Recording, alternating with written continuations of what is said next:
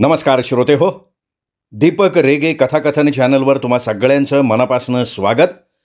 श्रोते हो, आज तुम्ही ऐकणार आहात चारुता सागर यांच्या लेखणीतनं साकारलेली कथा. पण तत्पूर्वी तुम्ही जर आत्ता चॅनलवर पहिल्यांदा आला असाल किंवा अजूनपर्यंत चॅनल सबस्क्राईब केलेलं नसेल तर प्लीज चॅनल सबस्क्राईब करा. श्रोते हो, ऐकूयात चारुता सागर लिखित पुंगी.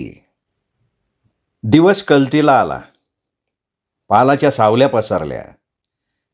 घडीभरानं सांज होईल, गारवा सुटेल आणि येऊ नये ते नशिबाला येईल म्हणून खाला पालाच्या बाहेर आली आणि आली खानला म्हणाली, किती दी असं बसून राहणार? मेलेल्या संघ कमारायचा आहे? एक नाही, दोन नाही, बसली जागा बदलली नाही. साधी बुबळही तिच्याकडे फिरवली नाहीत. आपल्याच दुःखात गप्प होता. तिला वाटलं बोलणं तरी कानावर गेलंय का नाही कोणाला माहिती.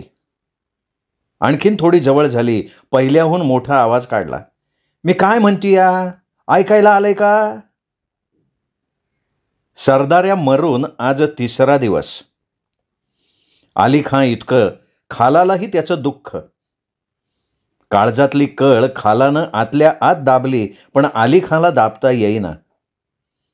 घडी घडी उचमळून यायला लागलं.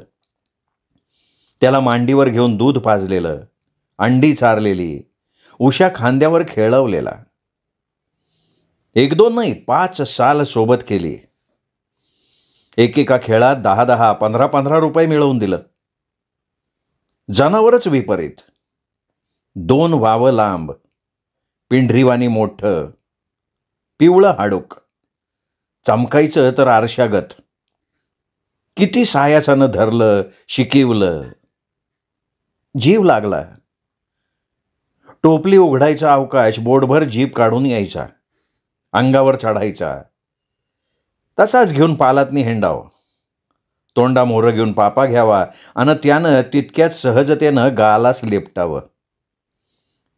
पोरांना गंमत वाटायची. सरदार्या सरदार्या म्हणत मागं लागायची. इतर साप गारद्यांना हे बरं वाटायचं नाही. पोटात मिडी कोठायचा. च्या भनी, आमची जनावरं फुसकारून अंगावर येते ती आणि हे ह्याचं पोट फडून आल्यागत. आता तेवढंच बाकी राहिलं होतं. नाही तर संत्या सखनी पोरांसारखीच ती 2, हे 3. खालाला एवढंच वाटलं, याच्यावरच आपलं पोट. खाणारी 4 तोंड. आपला निभाव कसा लागायचा? आता नवं जनावर कुठं सापडायचं? त्याला पुन्हा शिकवा, खेळवा. मिळवतं गेलं. नशीबच आपलं फुडगं, कुणाला काय म्हणायचं? सरदार्या पडला अवघात 3 दिवस. रोजच्याप्रमाणे सकाळी उठल्यावर टोपली उघडली. त्यांनी फडा वर नाही केला. अंड फोडून वाडगा पुढं ठेवला. तोंड घातलं नाही. दूध आणलं. तस्सा मानगुटीस धरून उचलला. मान मरगळलेली, अंग फिसफिशीत पण उनजाळ. तो घाबरला. खालाला आवाज दिला, अगं इकडं आलोस का? याला बघ काय झालंय. हातातल्या काटक्यात तश्या टाकून उठली. वय की हो. ती कपाळाला हात लावून बसली. जागी होऊन उगाच वळवळत पडलेली पोरं पांघरून फेकून धावली. काय झालं आयो? आयो काय झालं? अली खान जवळ बसून राहिला. खालानं वनस्पतीचा पाला आणला. त्यात त्याला निजीवला. सरदार्यानं खरं आपलंसं केलं. तिसऱ्या रात्रीला कधी मरून पडला कळालंच नाही. अली खानं अंगाला हात लावला. थंड. उचलून वर धरला. मुडदा. वेड्यागत बघायला लागला. लोमत्या शेपटीपासून हातात धरलेल्या मानगुटीपर्यंत. रडायचं होतं पण रडूच फुटना. मेला म्हणून सांगायचं होतं, शब्दच हुंकारेना. खालानं पाहिलं, ती ऊर बडवत धावली. पोरं भोवती बसून मुसमुसू लागली. बाकीच्या पालातले साप गारदी उठून पटापटा जमले. बायांनी खालाचं सांत्वन केलं. बाप यांनी अली खानच्या हातातला सरदाऱ्या काढून घेतला, टोपलीत घालून झाकला. सकाळचा पेंडभर दिवस वर आला होता. सगळ्यांनी मिळून तिथंच पालालगत हातभर डबरं खोदलं आणि सरदाऱ्याला मूठ माती दिली. 4-6 दिवसांनी आसपासची गावं मागून झाल्यावर पालं गोळा झाली. पुढच्या दिशेला निघून गेली. पुष्कळ मिनत्या केल्या, पण अली खानं आपलं पाल गोळा केलं नाही. गावापासून दूर असलेल्या उघड्या माळावर ते एकटंच पाल दिसायला लागलं. थव्यातले सगळे बळी उडून गेलेले. अली खान आपला गपगप, सर्वस्व हरवून बसल्यासारखा. 1 नाही 2 नाही, डोळ्यांपुढं सरदाऱ्या, त्याचा खेळ, पुंगी. नवऱ्यानंच अशी कंबर गाळली तर कसं व्हायचं? खाला म्हणाली, तवा मी काय म्हणतोय ऐकायला आलं का? असं बसून भागल का? कितींदी बसणार? उठा, कुठं जनावर आहे म्हणत होता, घासभर खाऊन बघून येऊया. 2 पोरं आहे ती, त्यांच्यासाठी तर करायला हवं. मिळायचं म्हणलं ना तर त्याच्यापेक्षा चांगलं मिळेल. बसून भागणारच नाही.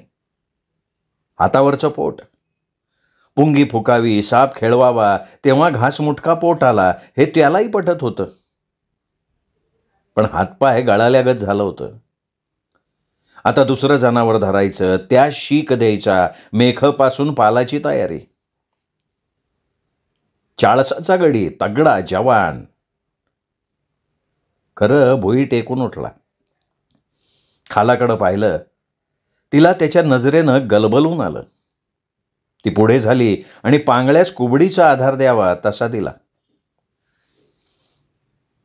सायंकाळचं पिवळसर ऊन माळावर पसरलं होतं. वाऱ्याची झुळूक अधूनमधून झुळझुळत होती. समोरच्या कुरणात जनावरं चरत होती. त्याच्या नजरेसमोर होती उपटून नेलेल्या मेखांची भोकं, चुलीची पडलेली दगडं सोडून गेलेले भाईबंद, आपलं मागं एकटं उरलेलं पाल, सरदाऱ्याविना मोकळी पडलेली टोपली, केविलवाणी पोरं आणि किडूक मिडूक काढून त्यांच्या पोटाला जपणारी खाला. खालानं आता चहाला भांडं ठेवलं होतं. एक एक काटकी मोडून चुलीत रचत होती. जाळ ढणढणत होता. त्याची दृष्टी तिकडे गेली. दंडात बगलत फाटलेली चोळी, झाकून झाकून कवळं झालेलं गोरं अंग पाहताना शरमला. मनातच म्हणाला, बायकांची चोळी फाटणं म्हणजे गड्याची लंगोटी फाटल्यासारखंच. रात्री पोरांचा डोळा लागल्यावर ती त्याच्या जवळ सरकली. पोरं कळती झालेत, त्यांना समजतं, म्हणून ती अंतर सोडून झोपते. 2-3 दिवस अली खाला झोप नव्हती. आज पडल्या पडल्या घोरायला लागला. जागं करावंसं तिच्या मनात आलं, पण ती नुसती त्याच्या उघड्या पाठीवरून केसांवरनं हात फिरवायला लागली आणि एकाएकी तिचा ऊर फुटला. ती मुसमुसायला लागली. तिच्या हालचालीनं त्याला जाग आली. आपल्या बगलेत तोंड छिपून ती रडतीये हे पाहून तो कळवळला. तिच्याकडे वळत म्हणाला, खाला, खाला काय झालं ग? तिला जास्तच रडू आलं. त्यानं तिचं डोकं आपल्या बाहूवर ओढलं, तिचं अंग छातीशी लपेटून टाकलं. अगं अशी रडतीस का? उद्याच्या उद्या जनावर धरून आणतो. बघ तरी कसलं आणतो. शिकवायला लागतील 4-1 दिवस. शिकवू आणि मग इथनं जाऊ. त्यानं गच्च आवळून धरल्यानं तिला बोलाय आलं नाही. तो बोलत राहिला, तुला चोळी आणाय हवी. फाटली आणावं सगळी. खालानं चोळी काढून ठेवली होती. हाताला पाठ उघडी लागली. खाला? त्याने तिला अधिक कवटाळून घेतलं. तिने त्याच्या पाठीवरचे हात घट्ट केले. सकाळी दोघांना उशिरा जाग आली. नेहमीपेक्षा आईचे केस विस्कटलेले दिसले म्हणून लवकर उठलेल्या मुलीनं तिच्या डोकीवर पांघरूण घातलं होतं आणि रात्रीची 2 भांडी घासायला बसली होती. दिवस 3-4 कासऱ्यांवर आला. बसल्या बसल्या त्याचं लक्ष पुंगीकडे गेलं. तिच्यावर धूळ साचली होती. टोपली तिच्या खाली पडली होती. तो उठला, पुंगी घेतली, झाडली आणि फुंकायला लागला. पोरं पळत आली. खाला पोरांना म्हणाली, तुम्ही गावातनं जाऊन मागून आणा, तवर आम्ही येतोय. बघतो काय सापडतंय का. आणि हां, ते तुकडं तेवढं वाळत घाला. पालाच्या तोंडाला पडदा ओढला, टोपली काखाला मारली, त्याच्या मागोमाग झाली. 4 घरं मागायला निघालेल्या पोरांना राहवलं नाही. अंतर बरंच वाढलं होतं, तरी आवाज दिला, आयो बिगी ये ग, वय वय. हात वर झाला. 5-6 हाकांवर एक ओढा. त्या रोखानं दोघं निघाली. ओढा जंगलाच्या डोंगरातनं आला होता. काठी किर्र झाडी होती. अशा जागी जित्राप सापडतं. जित्राप धरायचं जोखमीचं काम. सहजवरी गवसलं तर बरं, नाहीतर जीवावरचा खेळ. तिचाच चुलत सासरा धरता धरता मेला होता. खवळलेलं जनावर, तिथंच झेंडू फुटतो. अलीखां जनावरं धरण्याची कला बापाकडनं शिकला होता. मोठमोठे भुजंग त्यांनी धरले होते, विकले होते. खालाच्या मनात उगच हुरहुर. वेळा का सांगून यात होऊ न येते झालंच तर. द्वाड आपलं मनच घाण. नको ते विचार मनात येतात. तसं तर कसं म्हणावं. गाड्याच्या जीवावरचा बायकांचा जन्म, तो आहे तर सगळं आहे. एक दाल्ला गेला तर जग मालक होतंय. ओढ्याची एक बगल धरून दोघं हुडकू लागली. झुडपं, गवत. नजर एकवटून सुकसुक करावं, काठीनं गवत हलवावं, झुडूप हलवावं. काही नसलं तर पुढं व्हावं. 3रा प्रहर संपत आला तरी जनावर तोंडगे ना. दमलेली खाला म्हणाली, चला माघारी आता, उद्या येरवाळी येऊ. आल्या आल्या पोराने टोपली उघडून बघितली. मोकळीच. निमूट तशी केली. दुसऱ्या दिवशी सकाळी दोघं लवकर उठली. पोरांनी मागून आणलेलं तुकडं पदरात घेतलं. आज जनावर पकडल्याशिवाय परतायचं नाही हा मनाचा हिय्या केला आणि दोघं पाला बाहेर पडली. एका शेजेनं शोधणं सुरू झालं. काही जनावरं सकाळच्या उन्हाला बाहेर पडतात. ऊन खात सुस्त पडून राहतात. खालानं आपल्या बारीक डोळ्यांनी बघायला सुरुवात केली, पण दिसतंय कुठं. दोघांचं हुडकणं चालूच होतं. दुपार होत आली. सकाळपासून तोंडात पाणी नाही. भूक लागून गेलेली, पण नवऱ्याला भूक लागली असेल म्हणून म्हणाली, अहो राहू दे आता, थोडी भाकरी खाऊन पाणी प्या. तो ओढ्यात खाली उतरला आणि ती इराकतीला म्हणून कासराभर बाजूला आडोसा धरून अलग झाली. तो पुढं एका बाजूला उन्हात चाकाकलं. ती जागच्या जागी थबकली. भला मोठा भुजंग उगीच पडून राहिला होता. झाडाच्या फटीतनं उन्हाची कवाडं त्याच्या अंगावर पडली होती. आनंदाच्या उर्मीऐवजी भीतीने तिचं अंग शहारलं. धूळ लांबच्या लांब पसरलं होतं. डोळे लकाकत होती. असलं सावज तिच्या पाहण्यात नव्हतं. आजवर तिनं कैक पाहिली, पण असलं सावज नाही. जनावर अस्सल असावं, तेव्हा असं बेगुमान पडलंय. नको याच्या नादाला लागाया, जाऊ द्यावं. पण राहवलं नाही. नवऱ्याला दाखवावं वाटलं. हळूच मागं सरली आणि त्याला खुणिवलं. ते पाहिलं का, कसलं जनावर पडलंय. तो तोंड उघडून पाहत राहिला. कसलं ऐदानच्या ऐदान. भुजंगाला चाहूल लागली. तो पुढं सरकू लागला. सळ सळ सळ. अलीखां त्याच्या मागं झाला. आपल्याला नको हे धरायला, जनावर जालीम आहे हो. खालानं रोखलं, पण बायकांचं पुरुष ऐकतो थोडंच. अलीखां मागं लागलेला पाहून भुजंगानं आपली गती वाढवली. दोघं धावत राहिले. त्याला ताणण्यात अर्थ नाही. वारुळात किंवा बिळात नाहीसा होईल आणि हातची शिकार वाया जाईल. तो बाजूला होऊन त्याच्या आडवा झाला, फणा काढून उभा राहिला. अलीखां पुंगी वाजवायला लागला. जनावर जातीवंत असेल तर नादाला लुब्ध होतं. भुजंगाची गती थांबली. त्यांनी ताल धरला. फणी उभारून डोलू लागला. खाला ओरडायला लागली, अहो त्याला छेडू नका, त्याला जाऊ द्या, जनावर भारी येते. भुजंगासंग अलीखांही डोलू लागला. खेळला डोलावत असं डोलू लागला. सरदाऱ्या मेलापासनं तो खेळला नव्हता. पुंगी फुकली नव्हती. किती नामी जनावर, सरदाऱ्याहून सरस. गडी तोडीचा असला तर खेळायला मजा.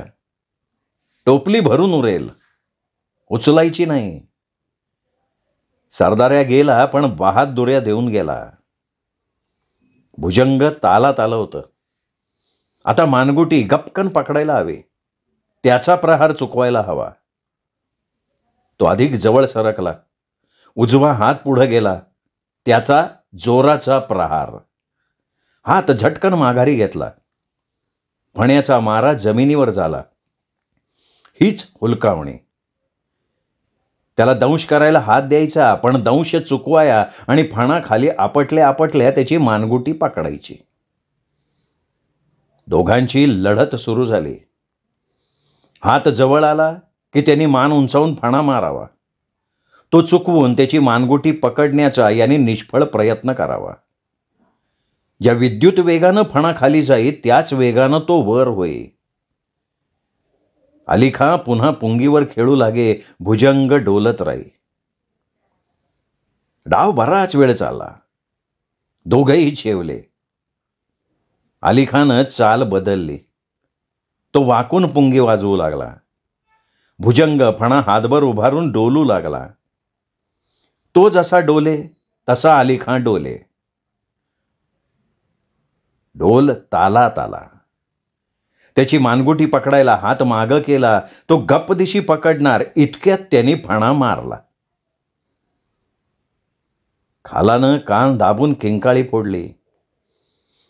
अलीखानं मानगुटी पकडली, उचलला आणि जवळच्या टोपलीत घातला. पायाचं बोट कडकडून फोडलं होतं. तिने खर्रकन लुगड्याचा पदर फाडला, घोट्यावर कचकून आवळला आणि जखमेवर कमरेच्या चाकूनं उभं आडवं चिरलं. जवळची मुळी उगाळून लावली आणि काखेत बगल देऊन पालात आणलं. हळूहळू विष शरीरात भिनत चाललं. तोंडाला फेस येऊ लागला. अंग निळं पडू लागलं. आपण जगत नाही हे अलीखांला कळून चुकलं. पोरांना खालाला जवळ घेतलं. अंगावर हात फिरवत म्हणाला, माझं आता संपलं.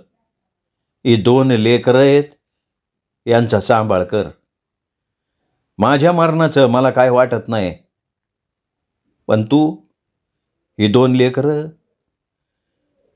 यांना अर्ध्या वाटेत सोडून जातोय. त्याचे डोळे भरून आले. आवाज जड झाला. थोड्या वेळानं डोळेही मिटले.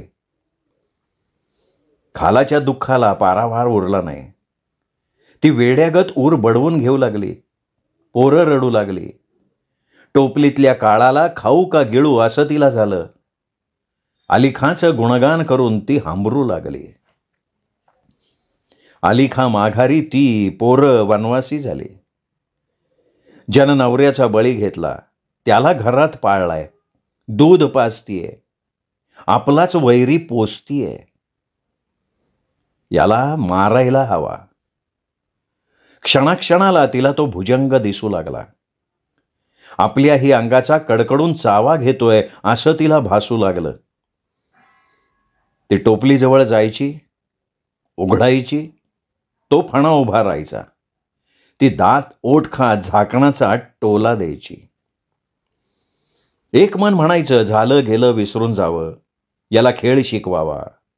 पुष्कळ मिळकत मिळवून देईल. पण शक्य नाही. काळाला मारलं पाहिजे. त्याच्याशिवाय मन थंड व्हायचं नाही.